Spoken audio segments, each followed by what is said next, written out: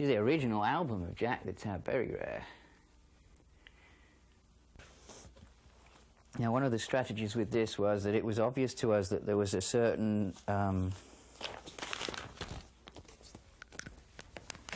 refusal or desire for stasis in the community, in London at large, the music community. They didn't really want to get involved in anything to do with dance. Dance meant disco and Saturday Night Fever, and that was bad. So, in order to try and test the water in the least prejudiced way, through Richard Norris, who did Bam Crusoe compilations of old 60s garage music, I suggested that we did a compilation of phony roots of acid music, acid dance music, and actually name each track differently and pretend it was really from some obscure historical vault, and give credence to the idea that this didn't just come out of nowhere. This was actually something that had been secretly going on for a long time. So it was partly a prank, and it was partly just to loosen people up a little bit. So we made this compilation in less than 2 days. I rented a studio in West London and invited them down, and I took down lots of cassette tapes, and Dave Ball brought lots of Northern Soul singles from the 60s, and Richard Norris brought lots of records from his psychedelic collection, and a friend who played bass guitar, and Daniel Black, the keyboard player in Psychic TV, came down with lots of cheesy organ sounds, and we just made up the whole thing onto a 24-track and mixed it in 2 days.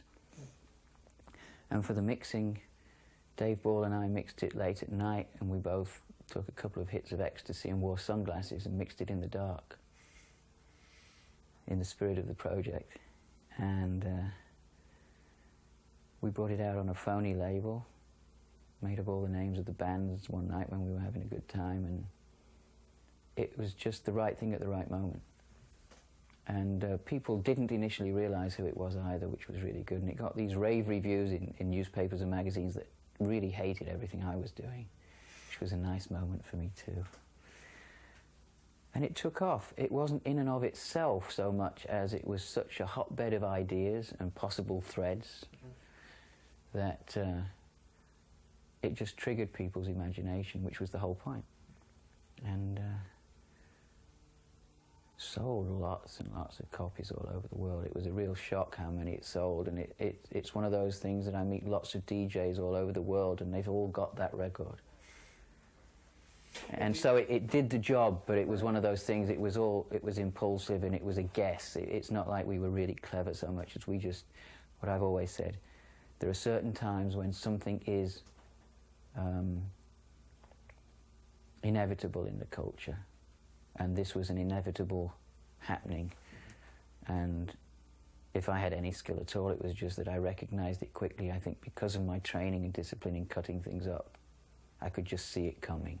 It had to happen, and I was happy to be involved and try and help make it happen. It turned out there were other people who felt exactly the same way, and that to me is a good sign. You know, when you find other people moving to the same place for their own reasons in a slightly different way, you know it's going to be massive, because, you know, everyone's got the same picture. Where it comes from, I'm not sure, but it's almost more like being Sherlock Holmes and deducing it. And that's another way that cutting things up and sampling things can help.